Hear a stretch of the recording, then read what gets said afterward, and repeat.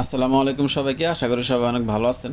গত একটা ভিডিওতে আপনাদেরকে আমি বলছিলাম যে আমাদের খামারের বাছুরটা লাম্পি স্কিন ডিজিজ রোগে আক্রান্ত হয়েছে।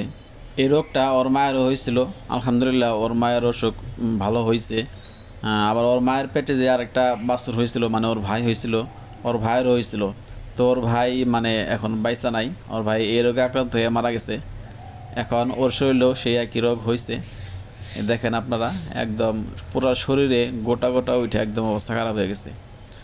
তো যে আপডেট আপনাদেরকে জানাবো বলছিলাম, সেটা জানানোর জন্য আজকে আবারও ভিডিও করতেছি।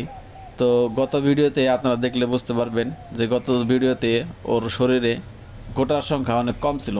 তো এখন গোটার সংখ্যা আরও বাড়ছে, মানে রোগটা আরও বাড়ছে। এ দেখেন ঘাড় একদম মানে আনতে পারতেছে না, ঘাড়ের এখানে একটা ফুলেও গেছে একদম। তো রোগটা আরও বাড়ছে। আমি যতদূর জানি যে এটা যতক্ষণ ফাইটা না বাইর হবে ততক্ষণ পর্যন্ত এটা মানে ঠিক হবে না, উঠবেই। তো এটা ফাইটা না বাড়লে এটা মিস যাওয়ার কোনো সম্ভাবনা নাই।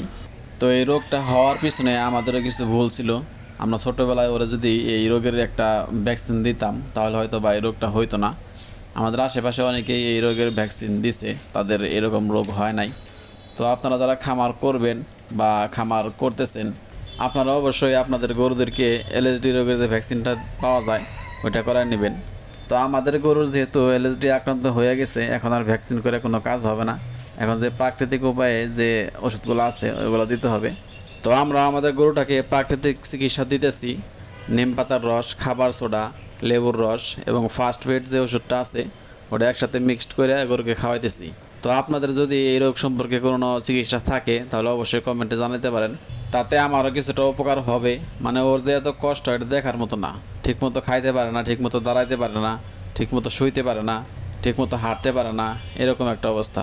তো যারা গরু পালেন তারা ওর কষ্টটাও বুঝতে পারবেন এবং আমার কষ্টটাও বুঝতে পারবেন। তো সবাইকে অসংখ্য ধন্যবাদ যারা কষ্ট করে ভিডিওটা দেখলেন। সবাই ভালো থাকবেন। আসসালামু আলাইকুম আ রহমতুল্লাহ।